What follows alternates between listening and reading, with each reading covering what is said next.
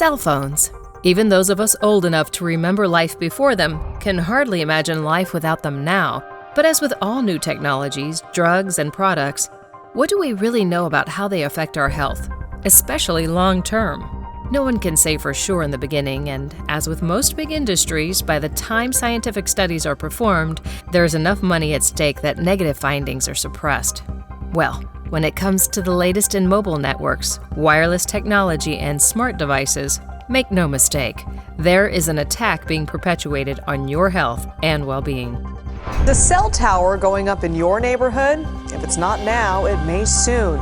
They say it would allow phone companies to put up new antennas in your neighborhood, whether you like it or not. But to pave the way for that game change, telecom companies need to put up between 30,000 and 50,000 of these small cell antennas. Local neighborhoods would be seeing something the size of a refrigerator showing up on a street pole, and they could say nothing to stop it. They have no place in front of homes in residential neighborhoods. Now, what about the ones that are already up? The ones that Excuse me. Of all the places in Shadyside, why are you trying to put a cell phone tower in my kid's playground? It's because you're getting beamed with all these invisible signals, but they're high-powered signals that are directionally aimed at the devices that are using them. The manufacturers actually tell people in the instruction manual, which I never read, not to put the cell phone against your ear. It's time to tell the American public the truth. Wireless causes cancer. Hundreds, and you don't care. You don't give a damn.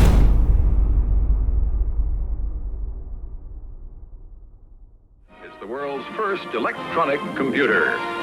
Right now, it's solving mathematical problems for the U.S. Army, but who knows? Someday a machine like this may check up on your income tax.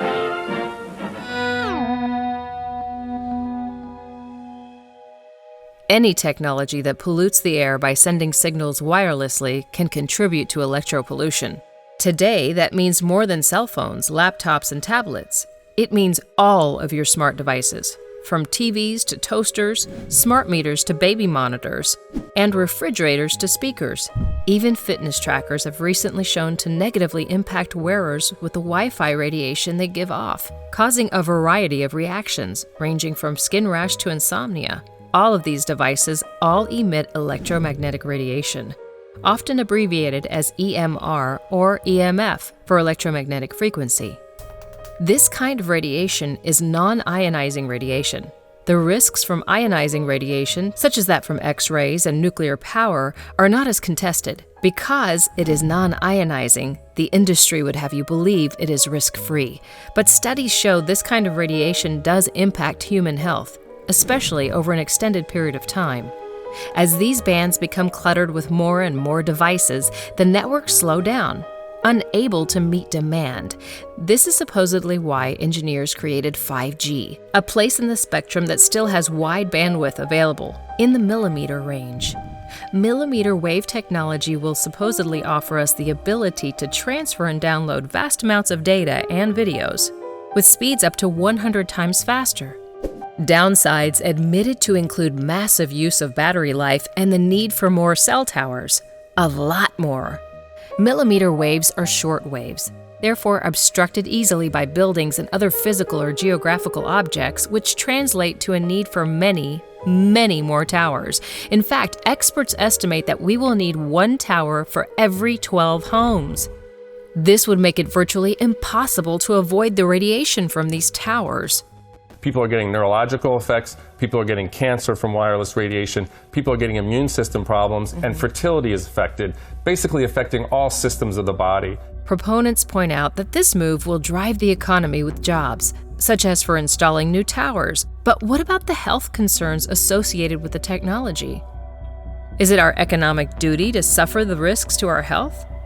Cell phones first appeared in consumer markets in the 1980s without any government safety testing. Less than a decade later, users were already being diagnosed with lethal brain tumors, with lawsuits and fake research to prove safety following soon thereafter. As early as the 1990s, when fewer than 10 out of every 100 American adults had a cell phone, scientists proved that radiation from cell phones and towers damages DNA. Quickly thereafter, the science began piling up. Multiple studies show a link to brain cancer and brain tumors, up to 3 times increased risk. with even higher risk for those who use cell phones before age 20. Studies show radiation from cell phones cause tumors around the heart. On the second floor where I took my lessons, there are 7 wireless routers on the ceiling and many people using wireless laptops. It was there that I felt like a volcano was erupting in my heart. Scientists repeatedly find that cell phone radiation impacts fertility and causes low sperm counts and increases risk of miscarriage by as much as 50%. Studies link EMF radiation to autoimmune diseases and mental health problems, from anxiety to dementia.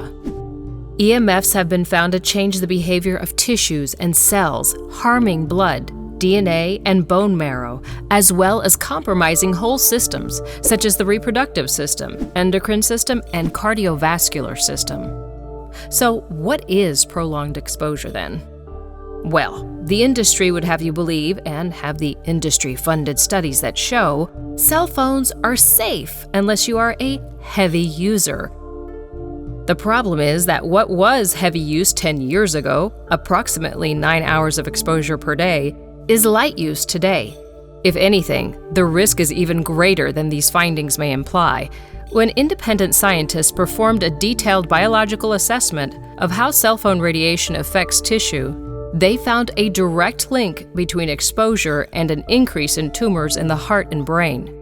According to the researchers, just 20 minutes of cell phone use every day can triple your risk of developing a brain tumor. Combine that with the fact that 9 out of 10 cell phones exceed regulatory limits for radiation, according to the latest data, with most emitting 3 times the radiation as manufacturers claim, and you can begin to see the concern. And 5G makes it all worse. Cell towers, mobile phones, smart meters, and other smart devices emit electromagnetic radiation. These frequencies are how the new technology will enable downloading more data at higher speeds.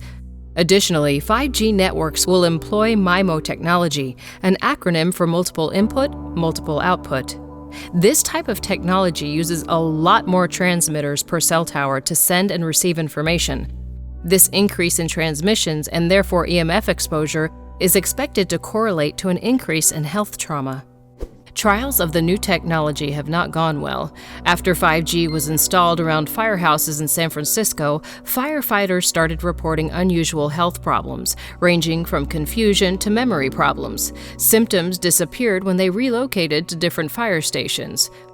And last time I checked, firefighters weighing in, who dorm and live, we are not transient employees, at the fire stations. When did we stop mattering as far as input goes from people and as stakeholders for what the impact is going to be of these towers? A scientist from Gateshead, England, is speaking out about the health problems 5G has created in his community. After 5G was installed in their street lamps in 2016, residents started experiencing a variety of side effects, ranging from insomnia to nosebleeds and even miscarriages, birth defects, and stillbirths. Scientists believe the EMF radiation disrupts gene expression and the body's ability to keep cells healthy. Millimeter wave radiation has been shown to be more easily absorbed by human skin, leading Israeli experts to warn of increased risk of skin cancer and skin diseases for those exposed to this type of radiation. In 2002, a Russian study confirmed that millimeter wave technology compromises the immune system. Separate Polish and Japanese studies found that the technology damages eye tissue. Other research linked exposure to disruptions in heartbeats and rhythms, and linked it to heart disease, sleep disorders, and infertility.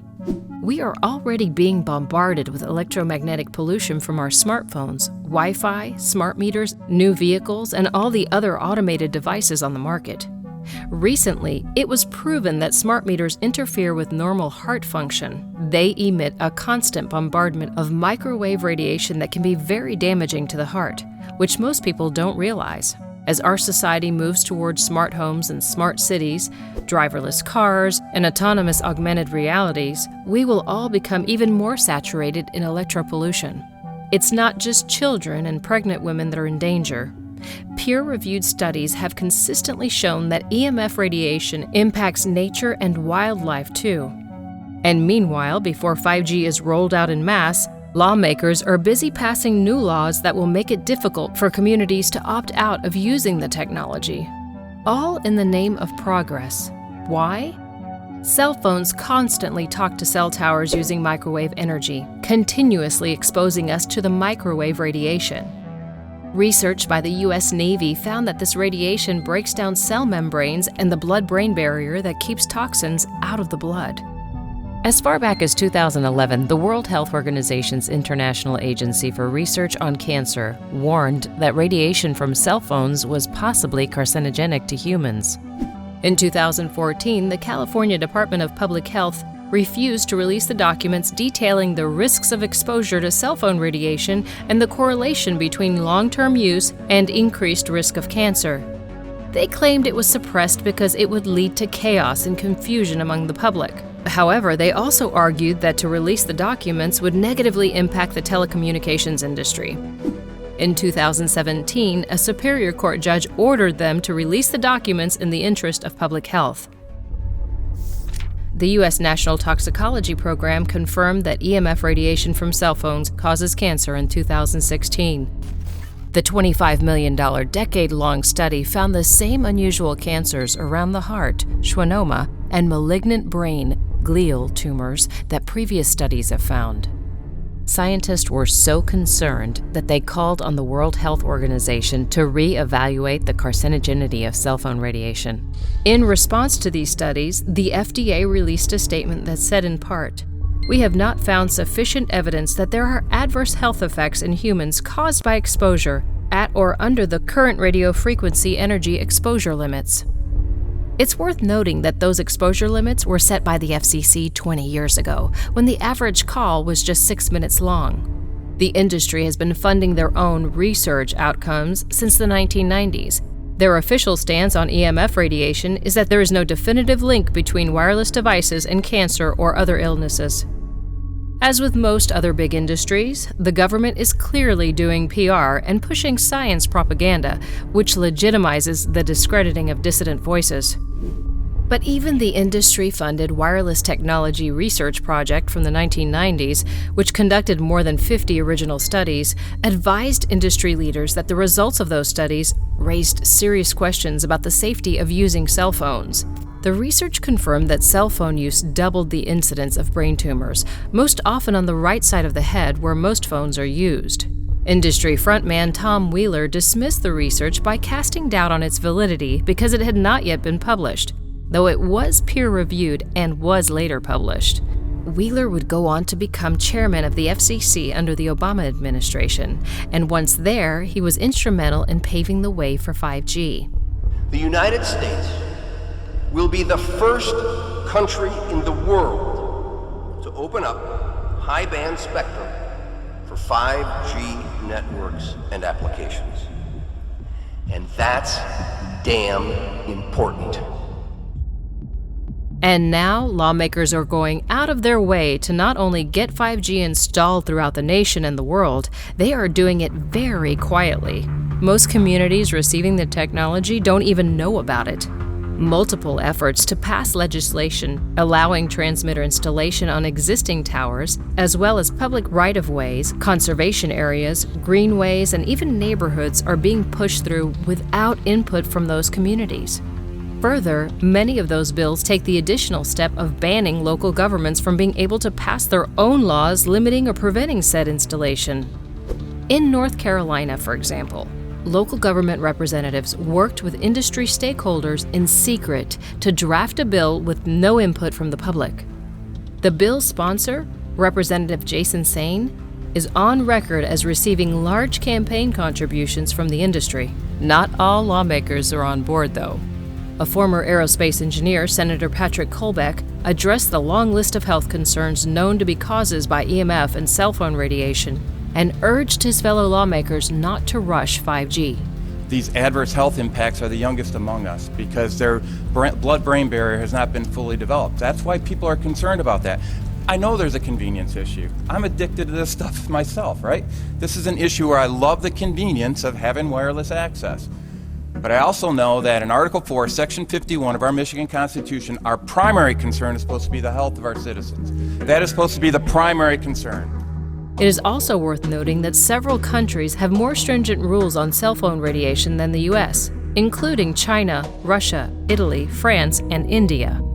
More than 190 experts have expressed concern about the health risks of 5G wireless networks and urged the industry to delay implementing the technology until it can be evaluated by independent researchers. But those pleas have fallen on deaf ears.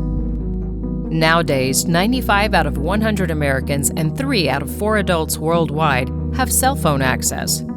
That's more than 5 billion people. The wireless industry is one of the fastest growing industries on the planet, with sales increasing every year. Like big tobacco and big oil, the industry manipulates the science to make it appear as though scientists don't agree and the research is inconclusive. It is a highly orchestrated disinformation campaign designed to protect the profits of a multi-billion-dollar industry. So with solid evidence of real health dangers, why is none of this ever on the news? Obviously, there's a lot of money at stake, but that doesn't explain the sneaky, underhanded tactics the government and lawmakers have gone to push through the new 5G technology before people even know it's being installed in their neighborhoods. Previously filed under conspiracy theory, the body of evidence proving the dangers EMF radiation and the risks of using cell phones and smart devices is becoming too big to ignore any longer. And still, the corporate-owned media keeps silent. Will independent journalists, so often accused of spreading fake news when they stray from the accepted narrative, be receiving any kudos or acknowledgement of the service they have provided? Most likely not. Mike Adams, publisher of Science.news and Health.news, has been warning about the dangers for over a decade. He says that for years, the mainstream media insisted there was no link between cell tower radiation and brain tumors, effectively putting billions of people at risk and costing an unknown number of innocent lives. So why the media blackout? What's the real reason behind the push for this untested technology? We know it's all about the money. But we're not just talking about the infrastructure and new phones. It turns out that 5G, with its MIMO technology and lightning-fast speeds, will allow devices to communicate with each other better, seamlessly, and effortlessly. Which means you won't even realize that your devices are sharing information with each other, as well as other people. Namely, corporations that want your data for marketing and surveillance. They are setting up to collect massive amounts of your private data.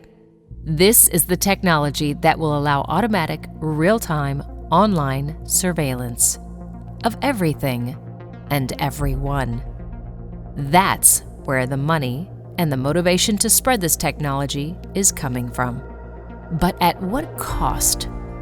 In all the research on EMF radiation, it has also been discovered that children's brains absorb twice the EMF radiation that adult brains do. And by today's norms for cell phone usage, it's fair to say that most youth over the age of 10 or 12 would qualify as heavy users. Studies have linked behavioral problems as well as mental health problems in children to EMF radiation. Furthermore, cell phone use is hindering the development of social skills. Experts warn parents that heavy smartphone use is actually linked to increased social isolation, as well as depression and suicide. This is due in large part to a smartphone-derived phenomenon, cyberbullying. Statistics from the CDC show that suicide and depression rates have soared over the last decade, in sync with the increase in smartphone use. And as we grow ever more dependent on these devices, we give up our autonomy as well as our ability to think. If you're concerned that millennials are too easily led and self-centric, wait until the next generation enters the workforce. Their entire identities are online, and they are being manipulated from a very early age into thinking and acting a certain way, like members of a hive, capable of only groupthink as defined by their platforms of choice. These kids won't even know anything else but being controlled, and the social consequences for straying from the hive are great. Big tech is already deciding what is real news and what is fake news, who can have a voice and who cannot. They are already able to track our movements in the real world and online, and market products to us accordingly.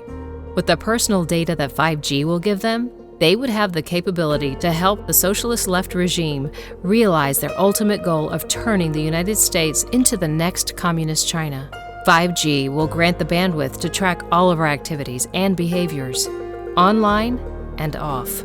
Soon, like Chinese citizens, we may find ourselves needing social credit in order to travel or shop or go to school or get a job. And it will be too late then to stop it.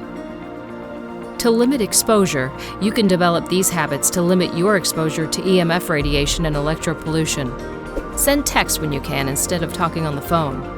When you do talk on the phone, use speakerphone or headphones and hold the device away from your body, and keep conversations short. Never carry your cell phone against your skin. Do not sleep with it near your bed. Remember that children's brains are still developing and you need to minimize their exposure.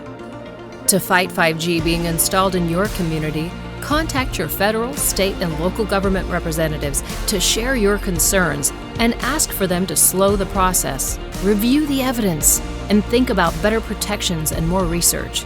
Spread the word with neighbors and friends and encourage them to take action as well.